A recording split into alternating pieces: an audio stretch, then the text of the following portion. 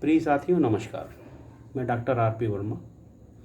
आज हम लोग इस बात पर चर्चा करेंगे कि अपने भोजन में सब्जियों के माध्यम से, फल के माध्यम से या अन्य अनाज, दालों, तेलहन के माध्यम से कम केमिकल हमारे शरीर में पहुँचे। कैसे हम कम केमिकल वाली सब्ज़ी खाएं, कम रसायन मुक्त, जिसमें सब्जियों में रसायन ज़्यादा ना हो, उसको खाएं।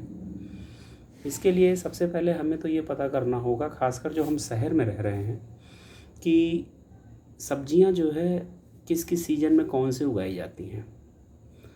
जितनी भी ऑफ सीजन वेजिटेबल उगाई जाती हैं उसमें अक्सर रसायन की मात्रा, केमिकल्स की मात्रा बहुत ज़्यादा होती है और जो हमारे शरीर में कई सारी बीमारियों का कारण बनती हैं।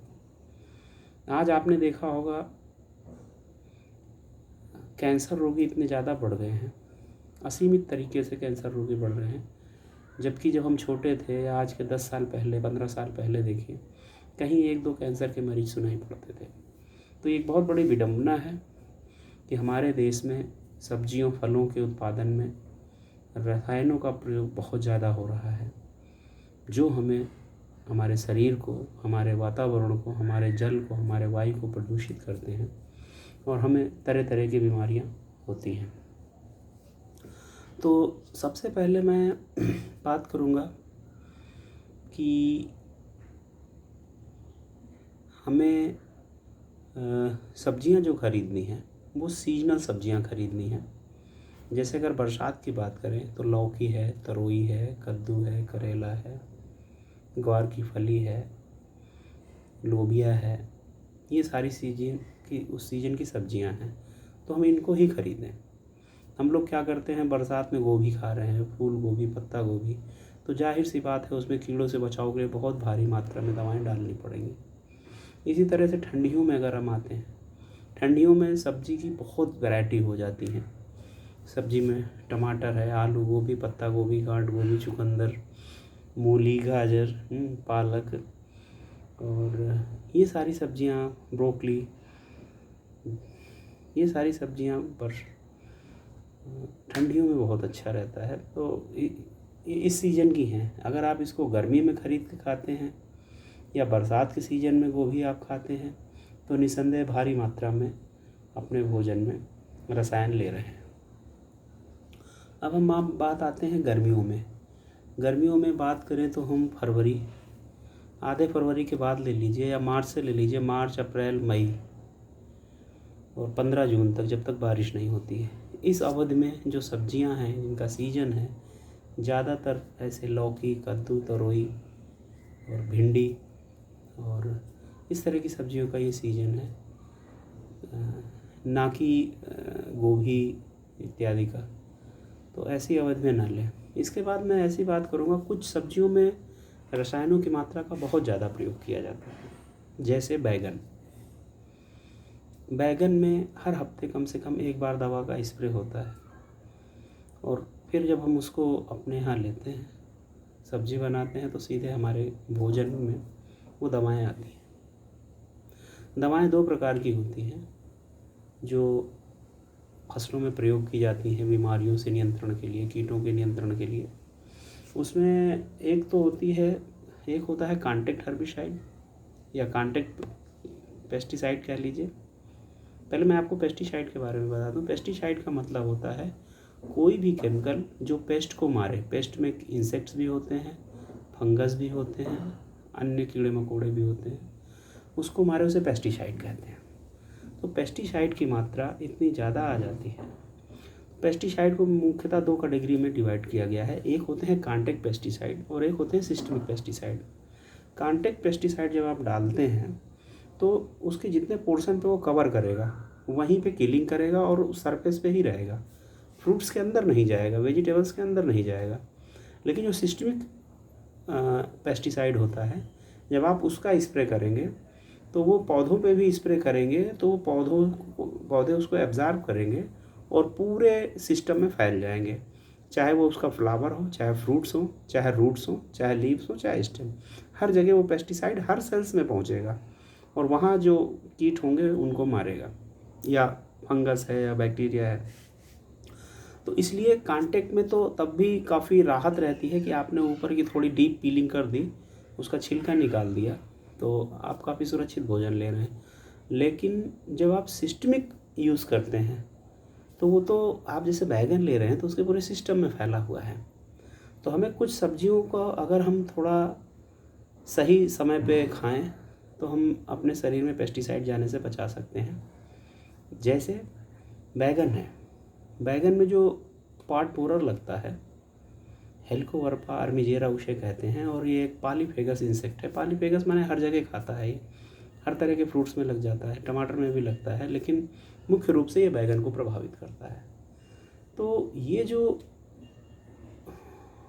पार्ट बोरर कह लीजिए या फ्रूट बोरर है, हेलिकोवर्पा इसे कहते हैं, हेलिकोवर्पा आर्मीजेरा। हेलिकोवर्पा क्या करता है, ये जब पीक गर्मी होती है और पीक ठंडी होती है, यानी जब बहुत ज़्यादा ठंडी पड़ रही हो और बहुत ज़्यादा गर्मी पड़ रही हो, तो ये हाइबरनेशन में चला जाता है, सुसुप्तावस्था में चला जाता है, जिससे कि फसलों पे नुकसान नहीं होता है। और जब फसल में वो नुकसान नहीं होगा तो किसान भाई उसमें दवा नहीं डालते हैं।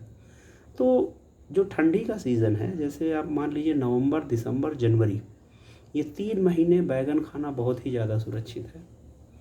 उसके बाद थोड़ी गर्मी बढ़ती है, फरवरी मार्च छोड़ दीजिए, अप्रैल मई, और जब तक बारिश ना हो 15 जून, तो 2.5 महीने ये अप्रैल मई और 15 जून तक।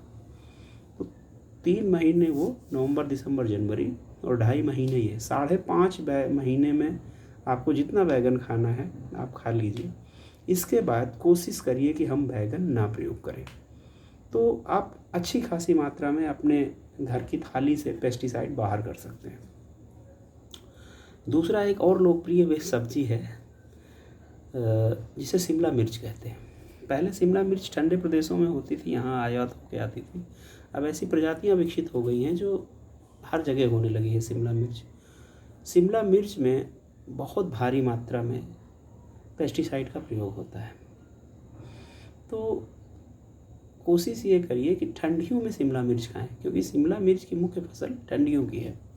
ठंडियों में शिमला मिर्च खाएं तो आपको पेस्टिसाइड आपके थाली में काफ़ी कम जाएगा, क्योंकि शिमला मिर्च में भी हर हफ्ते एक बार स्प्रे करना पड़ता है, तभी शिमला मिर्च यहाँ प्लेन में हो पाती है, या ऑफ सीज़न में जैसे समर में या रेनी सीज़न में हो पाती है। तो कोशिश करिए कि शिमला मिर्च ठंडियों में लें। अगर आपको सब्ज़ी बहुत पसंद है, जैसे गोभी है या और कोई सब्ज़ी है जो आपको बहुत पसंद है, तो जब सीज़न में वो भारी मात्रा में काफ़ी सस्ती दरों पे मिलती है, उस समय आप ख़रीद के रख लें, उसको सुखवा लें, और सुखवाने के बाद जब आपको ज़रूरत हो उसको पानी में भिगो के सब्ज़ी बनाएं, अच्छा लगेगा। तो सबसे बड़ी चीज़ है, मैं कहना चाहूँगा कि आपको अपनी जीभ पे नियंत्रण रखने की ज़रूरत है।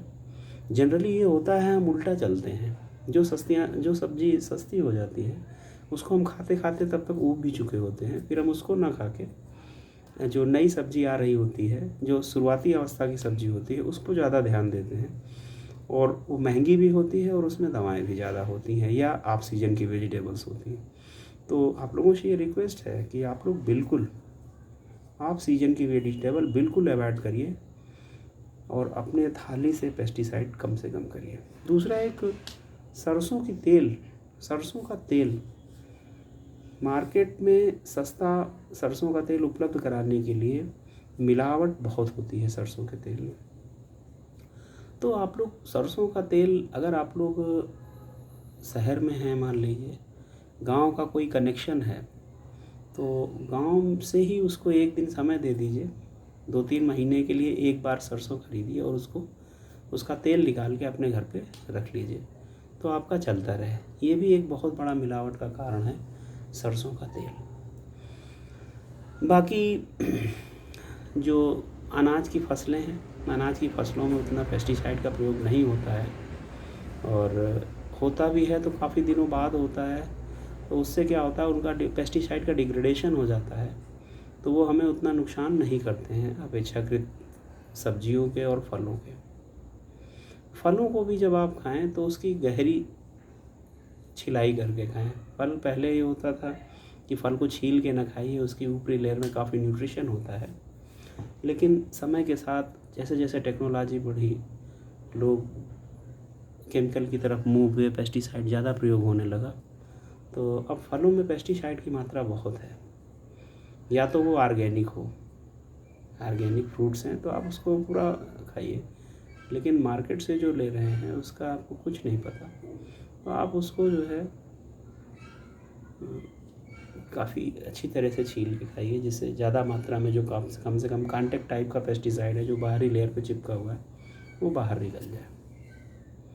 तो आशा है कि आप लोग इन तरीक़ों को अपनाएंगे और भविष्य में इसका लाभ प्राप्त करेंगे। धन्यवाद।